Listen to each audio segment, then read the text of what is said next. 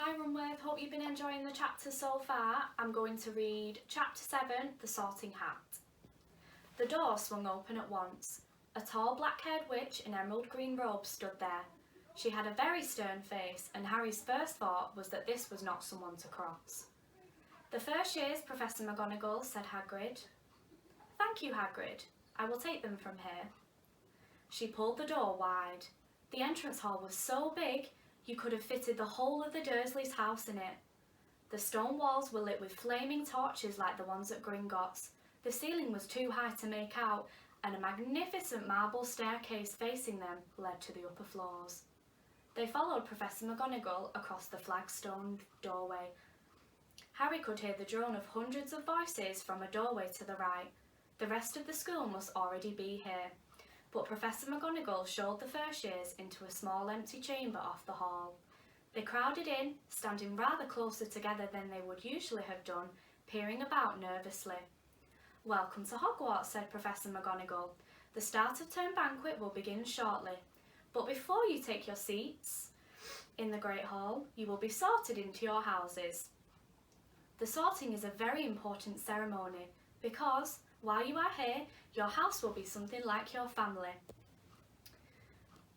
Within Hogwarts, you will have classes with the rest of your house, sleep in your house dormitory, and spend free time in your house common room. The 4 houses are called Gryffindor, Hufflepuff, Ravenclaw, and Slytherin. Each house has its own noble history, and each has produced outstanding witches and wizards. While you are at Hogwarts, your triumphs will earn your house points, while any rule breaking will lose house points. At the end of the year, the house with the most points is awarded the House Cup. It is an honour. I hope each of you will be a credit to whichever house becomes yours.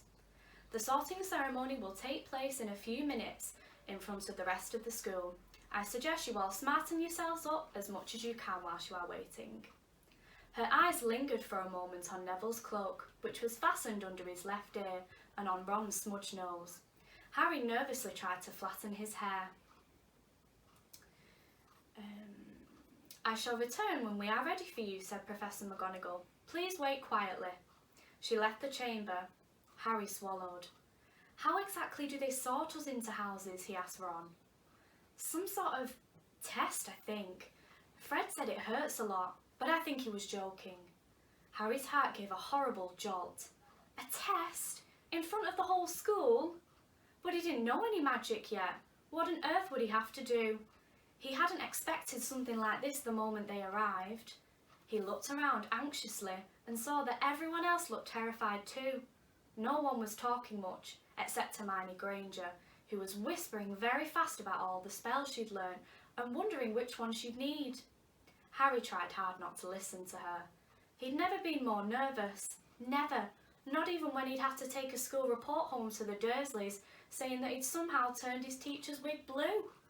He kept his eyes fixed on the door. Any second now, Professor McGonagall would come back and lead him to his doom. Then, something happened, which made him jump about a foot in the air. Several people behind him screamed. "What the?" he gasped. So did the people around him. About 20 ghosts had just streamed through the back wall. Pearly white and slightly transparent, they glided across the room, talking to each other and hardly glancing at the first years. They seemed to be arguing. What looked like a fat little monk was saying, "Forgive and forget, I say. We ought to give him a second chance." "My dear Friar, haven't we given Peeves all the chances he deserves?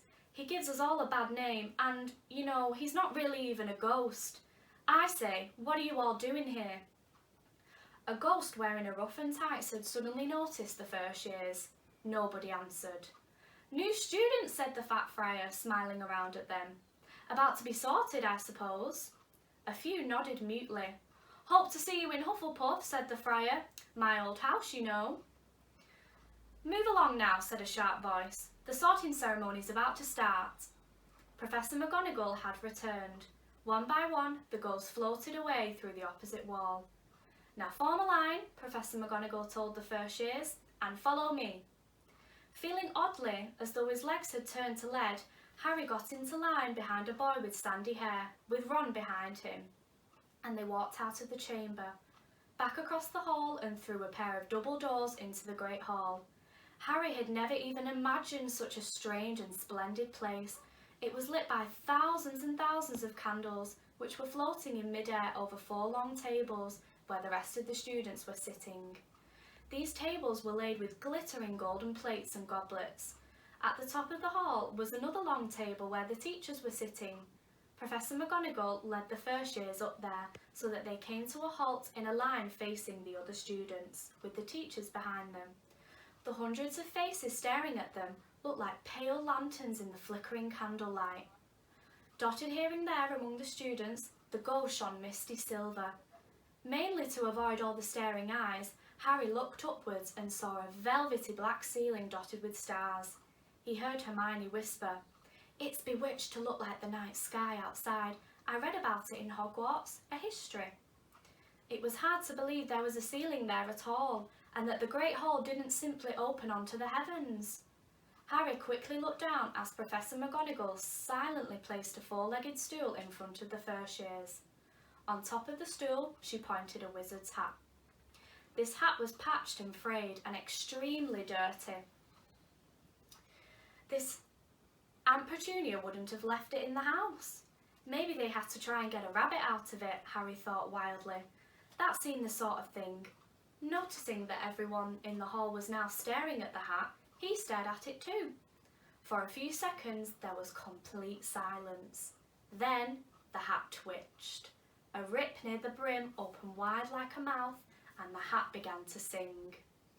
"Oh, you may not think I'm pretty, but don't judge on what you see. I'll eat myself if you can find a smarter hat than me.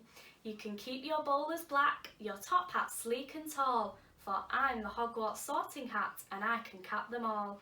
There's nothing hidden in your head the sorting hat can't see, so try me on and I will tell you where you ought to be. You might belong in Gryffindor, where dwell the brave at heart. Their daring nerve and chivalry set Gryffindors apart. You might belong in Hufflepuff, where they are just and loyal. Those patient Hufflepuffs are true and unafraid of toil. Or yet in wise old Ravenclaw, if you're a ready mind, where those of wit and learning will always find their kind. Or perhaps in Slytherin you'll make your real friends. Those cunning folk use any means to achieve their ends. So put me on, don't be afraid, and don't get in a flap. You're in safe hands, though I have none, for I'm a thinking cap." The whole hall burst into applause as the hat finished its song. It bowed to each of the 4 tables and then became quite still again. "So we've just got to try on the hat," Ron whispered to Harry. "I'll kill Fred, he was going on about wrestling a troll." Harry smiled weakly. Yes, trying on the hat was a lot better than having to do a spell, but he did wish they could have tried it on without everyone watching. The hat seemed to be asking rather a lot. Harry didn't feel brave or quick-witted or any of it at the moment. If only the hat had mentioned a house for people who felt a bit queasy, that would have been the one for him. Professor McGonagall now stepped forward holding a long roll of parchment. "When I call your name, you will put on the hat and sit on the stool to be sorted," she said. "Abbott, Hannah." A pink-faced girl with blonde pigtails stumbled out of the line, put on the hat, which fell right down over her eyes, and sat down. A moment's pause. "Hufflepuff," shouted the hat. The table on the right cheered and clapped as Hannah went to sit down at the Hufflepuff table. Harry saw the ghost of the fat friar waving merrily at her. "Bones! Susan!" "Hufflepuff," shouted the hat again, and Susan scuttled off to sit next to Hannah. "Boot! Terry! Ravenclaw!"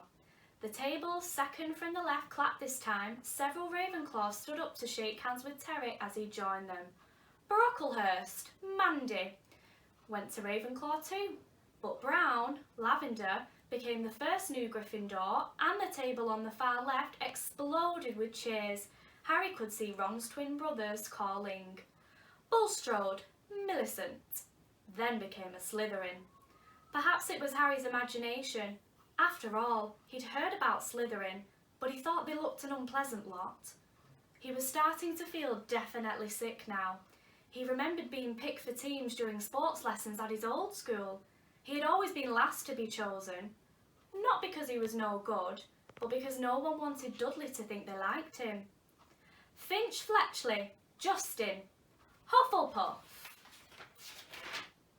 Sometimes, Harry noticed, the hat shouted out the house at once, but others it took a while to decide. Finnegan, Seamus, the sandy-haired boy next to Harry in the line, sat on the stool for almost a whole minute before the hat declared him a Gryffindor. Granger, Hermione. Hermione almost ran to the stool and jammed the hat eagerly on her head. Gryffindor, shouted the hat. Ron groaned. A horrible thought struck Harry, as horrible thoughts always do when you're nervous. What if he wasn't chosen at all? What if he just sat there with the hat over his eyes for ages, until Professor McGonagall jerked it off his head and said there had obviously been a mistake and he'd better get back on the train? When Neville Longbottom, the boy who kept losing his toad, was called, he fell over on his way to the stool. The hat took a long time to decide with Neville. When it finally shouted, Gryffindor, Neville ran off still wearing it and had to jog back amid gales of laughter to give it to McDougal, Marag. Malfoy swaggered forward when his name was called and got his wish at once. The hat had barely touched his head when it screamed, Slytherin! Malfoy went to join his friends Crabbe and Goyle, looking pleased with himself. There wasn't many people left now. Moon, Parkinson, then a pair of twin girls, Patil, then Perks, Sally Ann, and then at last, Potter, Harry. The Harry Potter? Potter, did she say? The last thing Harry saw before the hat dropped over his eyes was the hall full of people craning to get a good look at him. Next was the hall full of people. Next second he was looking at the black inside of the hat. He waited. Said a small voice in his ear. Difficult, very difficult. Plenty of courage, I see. Not a bad mind either. There's talent. Oh my goodness, yes. And a nice thirst to prove yourself. But where to put you? Harry gripped the edges of the stool and thought, not Slytherin, not Slytherin. Not Slytherin, eh? Said the small voice. Are you sure? You could be great, you know. It's all here in your head. And Slytherin will help you on your way to greatness. No doubt about that? No? Well, if you're sure, it better be Gryffindor. Harry heard the hat shout the last word to the whole hall. He took off the hat and walked shakily towards the Gryffindor table. He was so relieved to have been chosen and not put in Slytherin. He hardly noticed that he was getting the loudest cheer yet. Percy the prefect got up and shook his hand vigorously, while the Weasley twins yelled, We got Potter! We got Potter! Harry sat down opposite the ghost in the rough he'd seen earlier. The ghost patted his arm, giving Harry the sudden horrible feeling he'd just plunged it into a bucket of ice-cold water. He could see the high table properly now. At the end nearest him sat Hagrid, who caught his eye and gave him the thumbs up. Harry grinned back. And there, in the centre of the high table, in a large gold chair, sat Albus Dumbledore. Harry recognised him at once from the card he'd got out of the chocolate frog on the train. Dumbledore's silver hair was the only thing in the whole hall that shone so brightly as the ghost's. Harry spotted Professor Quirrell too, the nervous young man from the leaky cauldron. He was looking very peculiar in his large purple turban. And now there were only 3 people left to be sorted. Turpin, Lisa became a Ravenclaw, and then it was Ron's turn. He was pale green by now. Harry crossed his fingers under the table, and a second later the hat had shouted, Gryffindor! Harry clapped loudly with the rest as Ron collapsed into the chair next to him. Well done, Ron. Excellent, said Percy Weasley pompously across Harry, as the beanie blaze was made a Slytherin. Professor McGonagall rolled up her scroll and took the sorting hat away. Harry looked down at his empty gold plate. He had only just realised how hungry he was. The pumpkin pasties seemed ages ago. Albus Dumbledore had got to his feet. He was beaming at the students, his arms open wide, as if something couldn't have pleased him more to see them all together. Welcome, he said. Welcome to a new year at Hogwarts. Before we begin our banquet, I would like to say a few words. And here they are. Thank you. He sat back down. Everybody clapped and cheered. Harry didn't know whether to laugh or not. Is he a bit mad? He asked Percy uncertainly. Mad, said Percy airily. He's a genius, best wizard in the world. But he is a bit mad, yes. Potatoes, Harry? Harry's mouth fell open. The dishes in front of him were now piled with food. He had never seen so many things he liked to eat on one table. Roast beef, roast chicken, pork chops and lamb chops, sausages, bacon and steak, boiled potatoes, roast potatoes, chips, Yorkshire pudding, peas, carrots, gravy, ketchup, and for some strange reason, mint humbugs. The Dursleys had never exactly starved Harry, but he'd never been allowed to eat as much as he liked. Dudley had always taken anything that Harry really wanted, even if it made him sick. Harry piled his plate with a bit of everything except the humbugs and began to eat. It was all delicious. That does look good, said the ghost in the rough sadly, watching Harry cut up his steak. Can't you... I haven't eaten for nearly 400 years, said the ghost. I don't need to, of course, but one does miss it. I don't think I've introduced myself. Sir Nicholas de Mimpty Poppington at your service, resident ghost of Gryffindor Tower. I know who you are, said Ron suddenly. My brothers told me about you. You're nearly headless Nick. I would prefer you to call me Sir Nicholas, the ghost began stiffly, but sandy-haired Seamus Finnegan interrupted. Nearly headless? How can you be nearly headless? Sir Nicholas looked extremely miffed, as if their little chat wasn't going at all the way he wanted. Like this, he said irritably. He seized his left ear and pulled his whole head by swinging it off his neck, and it fell onto the shoulder as if it was on a hinge. Someone had obviously tried to behead him, but not done it properly. Looking pleased at the stunned looks on their faces, nearly headless Nick flipped his head back onto his neck, coughed, and said, So, new Gryffindors, I hope you're going to help us win the house championship this year. Gryffindor have never gone so long without winning. Slytherin have got the cup 6 years in a row. The bloody Baron's becoming almost unbearable. He's the Slytherin's ghost. Harry looked over at the Slytherin table and saw a horrible ghost sitting there with blank staring eyes, a gaunt face and robes stained with silver blood. He was right next to Malfoy too, Harry was pleased to see. Didn't look too pleased with the seating arrangements. How did he get covered in blood? Asked Seamus with great interest. I've never asked, said nearly headless Nick delicately. When everyone had eaten as much as they could, the remains of the food faded from the plates, leaving them sparkling clean as before. A moment later, the puddings appeared. Blocks of ice cream in every flavour you could think of. Apple pies, treacle tarts, chocolate eclairs and jam donuts. Trifles, strawberries, jelly rice pudding. As Harry helped himself to a treacle tart, the talk turned to their families. I'm half and half, said Seamus. Me dad's a muggle. Mum didn't tell him she was a witch till after they were married. Bit of a nasty shock for him. The others laughed.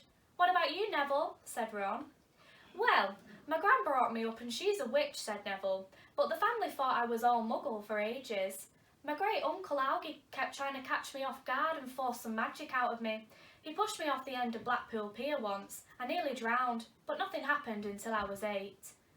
Great Uncle Algie came round for tea and he was hanging me out of an upstairs window by the ankles when my great Auntie Enid offered him a meringue and he accidentally let go. But I bounced all the way down the garden and into the road. They were all really pleased. Gran was crying, she was so happy. And you should have seen their faces when I got in here. They thought I might not be magic enough to come. You see, Great Uncle Algie was so pleased, he bought me my toad.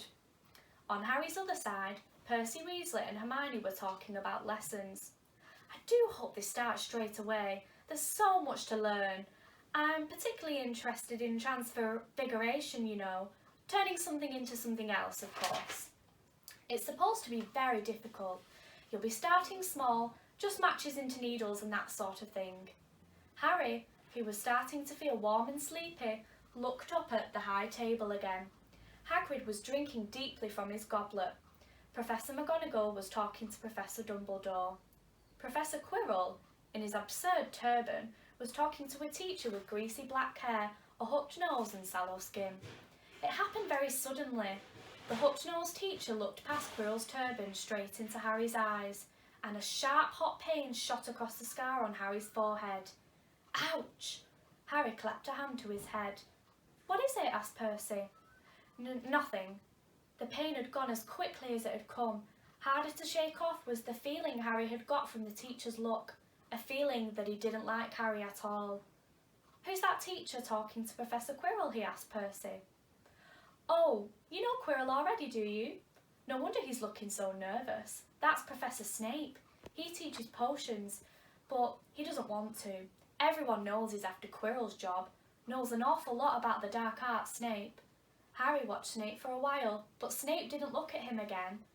At last the puddings too disappeared, and Professor Dumbledore got to his feet again. The hall fell silent. Ahem. Just a few more words now we are all fed and watered. I have a few start of term notices to give you. First years should note that the forest in the grounds is forbidden to all pupils, and a few of our older students would do well to remember that as well. Dumbledore's twinkling eyes flashed in the direction of the Weasley twins. I have also been asked by Mr. Filch, the caretaker, to remind you that no magic shall be used between classes in the corridors. Quidditch trials will be held in the second week of term. Anyone interested in playing for the house teams should contact Madame Hooch. And finally, I must tell you that this year, the third floor corridor on the right-hand side is out of bounds to everybody who does not wish to die a very painful death. Harry laughed, but he was one of the few who did. He's not serious, he muttered to Percy. Must be, said Percy, frowning at Dumbledore. It's odd because he usually gives us a reason why we're not allowed to go somewhere. The forest full of dangerous beasts, everyone knows that. I do think he might have told us prefects at least. And now, before we go to bed, let us sing the school song, cried Dumbledore. Harry noticed that the other teacher's smiles had become rather fixed. Dumbledore gave his wand a little flick as if he was trying to get a fly off the end, and a long golden ribbon flew out of it, which rose high above the tables and twisted itself, snake-like, into words. Everyone picked their favourite tune, said Dumbledore, and off we go. Hogwarts, Hogwarts, Hoggy-Warty Hogwarts, teach us something please. Whether we be old and bald or young with scabby knees, our heads could do with filling with some interesting stuff. For now they're bare and full of air, dead flies and bits of fluff. So teach us things worth knowing, bring back what we've forgot. Just do your best, we'll do the rest, and learn until our brains all rot. Everybody finished the song at different times. At last, only the Weasley twins were left singing along to a very slow funeral march. Dumbledore conducted their last few lines with his wand, and when they had finished, he was one of those who clapped loudest. Ah, music, he said, wiping his eyes. A magic beyond all we do here. And now, bedtime. Off you trot. The Gryffindor Furtiers followed Percy through the chattering crowds, out of the great hall and up the marble staircase. Harry's legs were like lead again, but only because he was so tired and full of food. He was too sleepy even to be surprised that the people in the portraits along the corridors whispered and pointed as they passed, or that twice Percy led them through doorways hidden behind sliding panels and hanging paintings. They climbed more staircases, yawning and dragging their feet, and Harry was just wondering how much further they had to go when they came to a sudden halt. A bundle of walking sticks was floating in mid-air ahead of them, and as Percy took a step towards them, they started throwing themselves at him. Peeves, Percy whispered to the Furtiers, a poltergeist. He raised his voice. Peeves, show yourself. A loud, rude sound, like the air being let out of a balloon, answered. Do you want me to go to the Bloody Baron? There was a pop, and a little man with wicked dark eyes and a wide mouth appeared, floating cross-legged in the air, clutching the walking sticks. Ooh, he said with an evil cackle. Ickle thirsties, what fun. He swooped suddenly at them. They all ducked. Go away, Peeves, or the Baron will hear about this. I mean it, said Percy. Peeves stuck out his tongue and vanished, dropping the walking sticks on Neville's head. They heard him zooming away, rattling colts of armour as he passed. "You want to watch out for Peeves," said Percy as they set off again. "The bloody Baron's the only one who can control him. He won't even listen to us prefects. Here we are." At the very end of the corridor hung a portrait of a very fat woman in a pink silk dress. "Password," she said. "Caput Draconis," said Percy, and the portrait swung forward to reveal a round hole in the wall. They all scrambled through it. Neville needed a leg up and found themselves in the Gryffindor common room, a cosy round room full of squashy armchairs. Percy directed the girls through one door to their dormitory and the boys through another.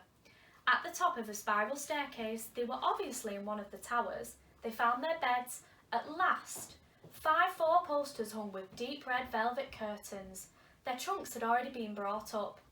Too tired to talk much, they pulled on their pyjamas and fell into bed. "Great food, isn't it?" Ron muttered to Harry through the hangings.